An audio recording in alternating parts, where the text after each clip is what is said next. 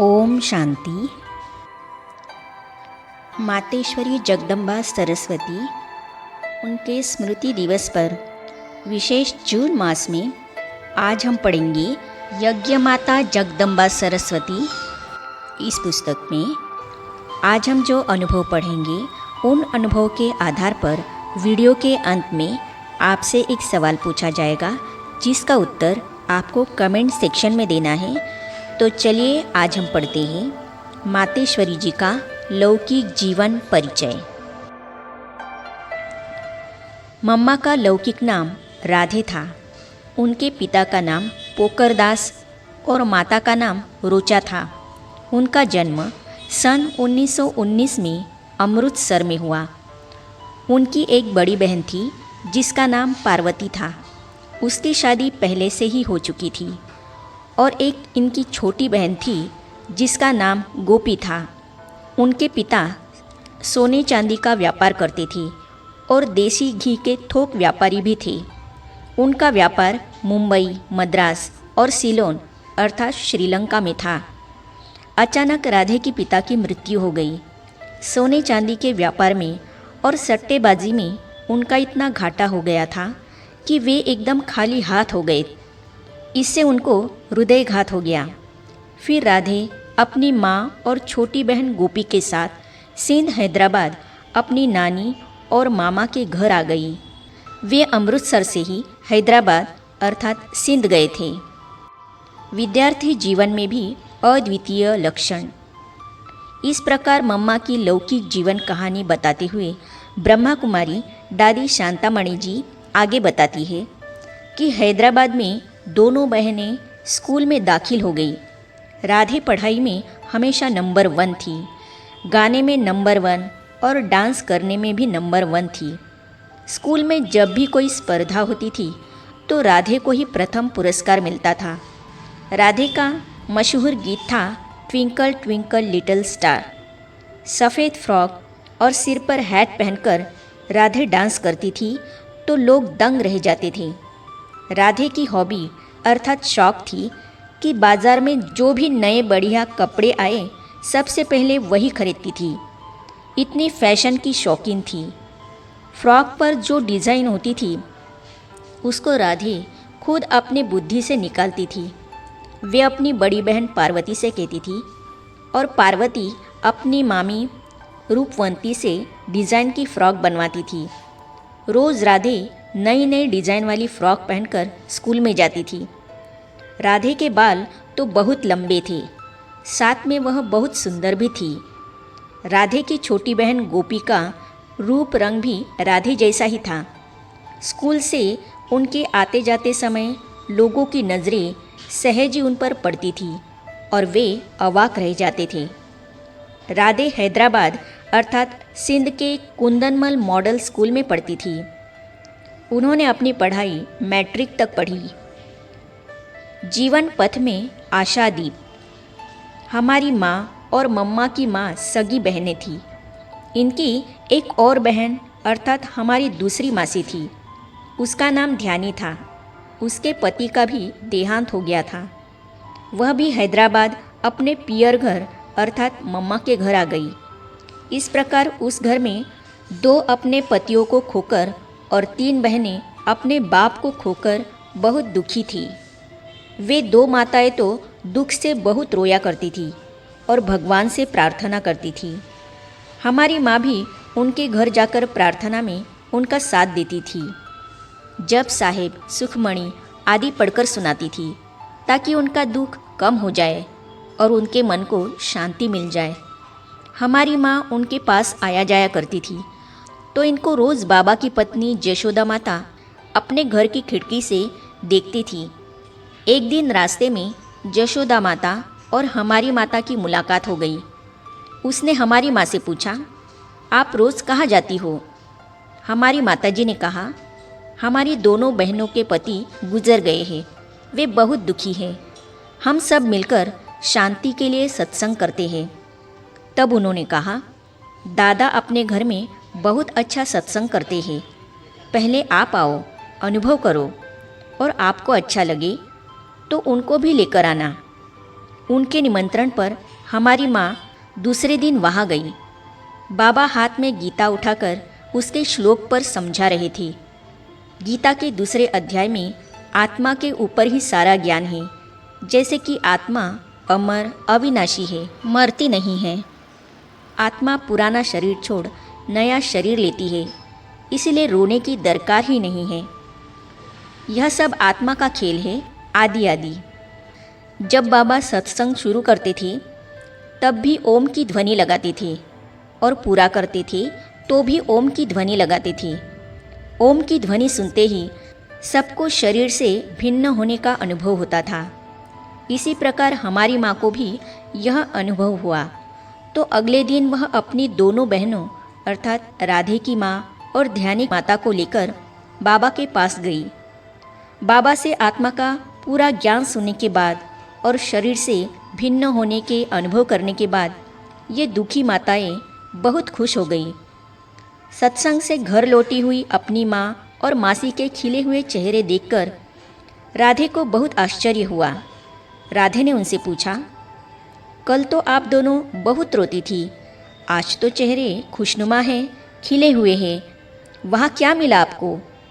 तब उनकी माँ ने कहा, हम दादा के पास गए थे, वे बहुत अच्छा गीता के ऊपर समझाते हैं। तुम स्कूल में तो गीता के बारे में पढ़ती ही होंगी, तुम भी चलो, सुनने के बाद हमें भी उसका अर्थ समझाना। इस प्रकार राधे को भी अगले दिन सत्संग में लेकर गई। जब राधे को बाबा ने देखा तब उसी पल बाबा को लगा कि यह मेरी वारिस बेटी है, और राधे को भी उसी क्षण महसूस हुआ कि यह मेरा बहुत काल से बिछड़ा हुआ वही पिता है। बाद में बाबा जैसे लौकिक रीति से हालचाल पूछते थे, वैसे राधे से पूछा, बेटी तुम क्या करती हो, कैसी हो, आदि आदि। जीवन का फैसला एक पल में। उस समय राधे की आयु करीब 17 वर्ष थी। घर में राधे की शादी की बात चल रही थी। एक दिन बाबा ने राधे से पूछा, राधे तुमको पीताम्बरधारी से शादी करनी है या सूट बूट वाले से?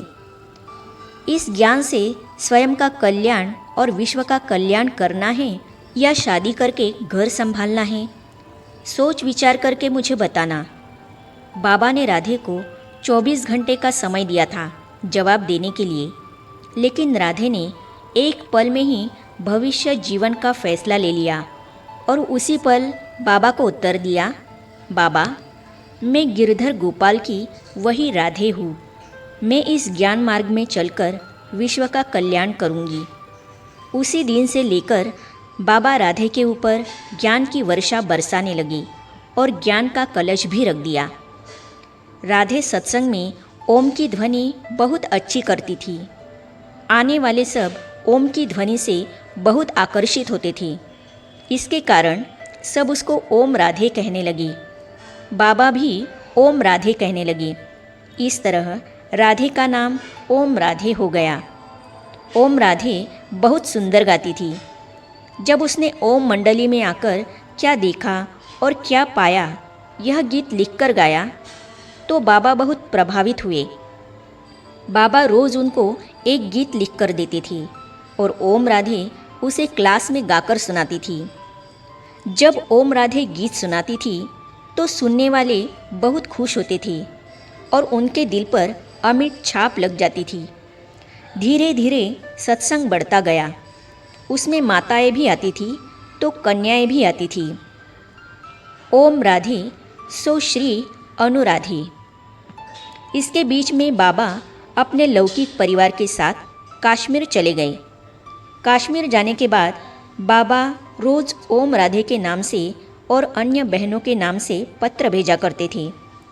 जिनके नाम से पत्र आते थे वे बहनें उन पत्रों को सत्संग में सुनाती थी।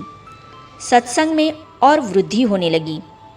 एक दिन ओम राधे की छोटी बहन गोपी क्लास में बैठी थी। ओम की ध्वनि लगाते ही वह ध्यान में चली गई। उसको श्री कृष्ण का साक्षात्कार हो गया और वह उठकर डांस करने लगी। सत्संग में यह पहला साक्षात्कार था। इसके बाद सत्संग में आने वाले अन्य भाई बहनों को भी साक्षात्कार होने लगे। जब बाबा कश्मीर से आए तो उनको देखते ही गोपी को श्री कृष्ण दिखने लगा। उसी समय ओम राधे उसको श्री राधा दिखाई पड़ने लगी। तब वह दोनों को पकड़कर रास करने लगी। दिव्य दृष्टि की लीला अथवा पाठ तब खुल गया। धीरे धीरे वहाँ आने वाले सब ध्यान में जाने लगे। श्री कृष्ण, श्री राधा अथवा श्री नारायण, श्री लक्ष्मी को देखने लगे और उनके साथ रास करने लगे। तब बाबा के मुखारविंद से निकली पवित्रता की बात। बाबा कहने लगे, बच्चे, श्री कृष्ण की राजधानी वैकुंठ में जाना है तो तुमको पवित्र बनना पड़ेगा। जो कन्याएं थी उनको तो कोई समस्या न थी। जो गृहस्थी थी और जिनके पति व्यापारार्थ विदेशों में गए थे, वे आए तो घरों में अर्थात पति पत्नी के झगड़े होने लगे। पति कहने लगे कि हमें विकार रूपी विष चाहिए। पत्नी कहने लगी कि हमने तो परमात्मा को वचन दिया है कि हम पवित्र रहेंगे, हम विष दे नहीं सकती। तो उनके पति सोचने लगे और आपस में बातें करने लगे कि आखिर यह कौन जादूगर आया है जो सबको श्री कृष्ण का दर्शन कराता है और उनको पवित्र रहने के लिए कहता है। फिर विरोध प्रदर्शन, पिकेटिंग आदि शुरू हो गई। लेकिन ओम राधे सत्संग संभालने का अपना कार्य निश्चिंत और अचल होकर करती रही। यह है सन 1936 की बात। कोई पूछता था तो बाबा कहते थे कि मैं तो कुछ नहीं करता, यह सत्संग तो उन कन्याओं माताओं का है। सत्संग वो कराता है। ऊपर वाला आता है, बोलकर चला जाता है। ऊपर वाला जैसे कहेगा मैं भी वैसे करने वाला हूँ। मुझे तो कुछ भी नहीं पता। ऐसे कहकर सबको ओम राधे की तरफ भेज देते थे। हमेशा बाबा ओम राधे को आगे रखते थे। गोपी का साक्षात्कार का पाठ पूरे 1 वर्ष तक चला। बाद में उसको टाइफाइड हुआ। हैदराबाद में उसने शरीर छोड़ दिया। तब बाबा ने सत्संग में जो भी माताएं कन्याएं आती थी उन सबको श्मशान घाट पर भेजा था। सिंध के इतिहास में यह पहली घटना थी। नहीं तो श्मशान घाट पर स्त्रियां नहीं जाती थी। शव यात्रा में इतनी सारी महिलाओं को देख लोग आश्चर्य खा रहे थे। अग्नि संस्कार का कार्य ओम राधे ने ही किया था। ओम राधे बनी मम्मा अर्थात मातेश्वरी। मम्मा 17-18 साल की कन्या थी, लेकिन सब उसको मम्मा माँ कहते थे। बाबा भी कभी मम्मा कहते थे, कभी बेटी कहते थे, कभी मम्मा बेटी दोनों कहते थे। इस प्रकार ओम राधे मम्मा बन गई। धीरे धीरे उनके शरीर में भी इस नाम के अनुसार परिवर्तन आ गया। इसके बारे में बाबा की लौकिक बेटी दादी निर्मल शांता जी कहती है, बाबा ने ही मुझे मम्मा के पास रखा था। मम्मा ही मेरी संभाल करती थी। मैं छोटी होने के कारण बाबा ने सोचा होगा कि इसको लौकिक माँ की याद ना आए, इसीलिए मम्मा के पास रखा। बाबा ने मुझे एक बार कहा, तुम्हारी पालना ओम राधे करती है, इसीलिए यही तुम्हारी मम्मा है। तब से मैं ओम राधे को मम्मा कहने लगी। तब तक सब उनको ओम राधे ही कहते थे। मैंने ही सबसे पहले मम्मा नाम से पुकारना आरंभ किया। उसके बाद सब ओम राधे को मम्मा कहने लगे। दिन प्रतिदिन सत्संग में वृद्धि होती चली गई। तो बाबा ने ओम राधे को इस सत्संग के लिए अवैतनिक संचालिका नियुक्त किया और उनके साथ 8 अन्य ज्ञाननिष्ठ माताओं और कन्याओं की एक कार्यकारिणी समिति बनाकर अपनी समस्त धन और संपत्ति माताओं की समिति को अर्पित कर दी। मम्मा का पुरुषार्थ। मम्मा के व्यक्तिगत पुरुषार्थ के बारे में एक बात अति महत्वपूर्ण है कि मम्मा को एकांतवास बहुत प्रिय लगता था। वह रोज़ 2 बजे उठकर बहुत प्यार से बाबा को एकांत में याद करती थी। मम्मा की याद इतनी प्यार भरी रहती थी कि उनकी आँखों से प्रेम के मोती निकलते थे। मम्मा चांदनी रातों में बैठकर रात भर तपस्या करती थी। मम्मा और जशोदा माता।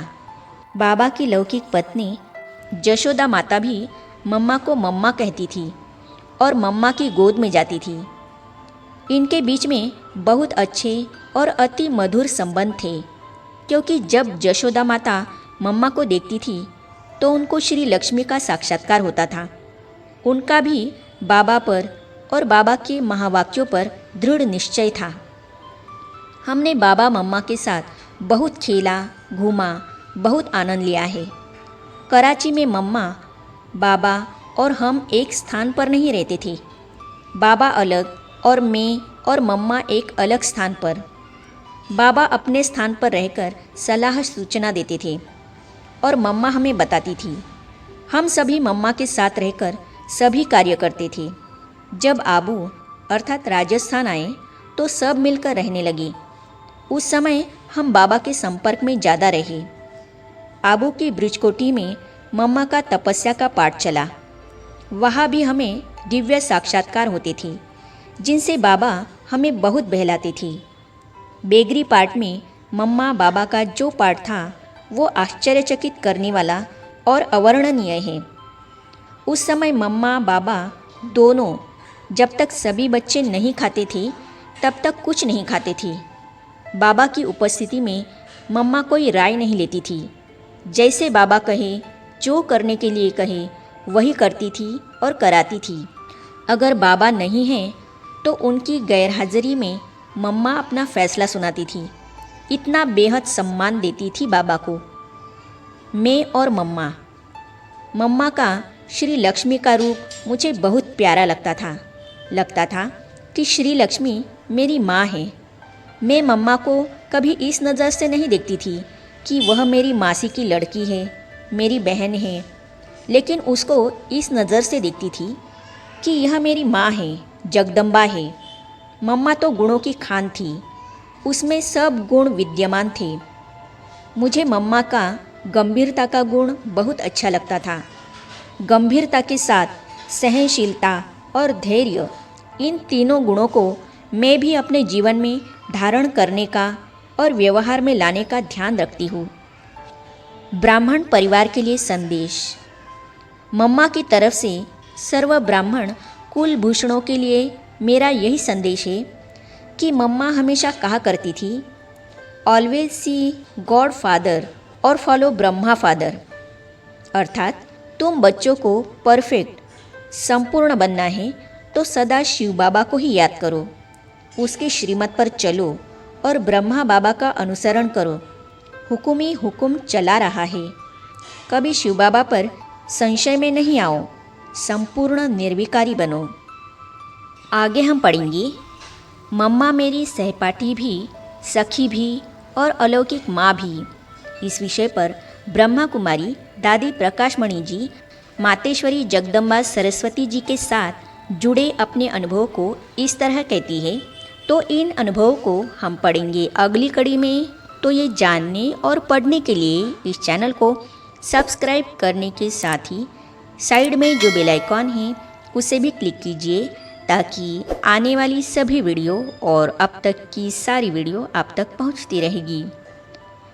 आज के अनुभव से आज का प्रश्न है, ओम राधे को अर्थात मातेश्वरी जी को सबसे पहले मम्मा नाम से पुकारना किसने आरंभ किया? ऑप्शन है ए, दादी निर्मल शांता जी। ऑप्शन है बी, दादी शांतामणि जी। तो अपना सही उत्तर कमेंट सेक्शन में अवश्य दीजिएगा। ओम शांति।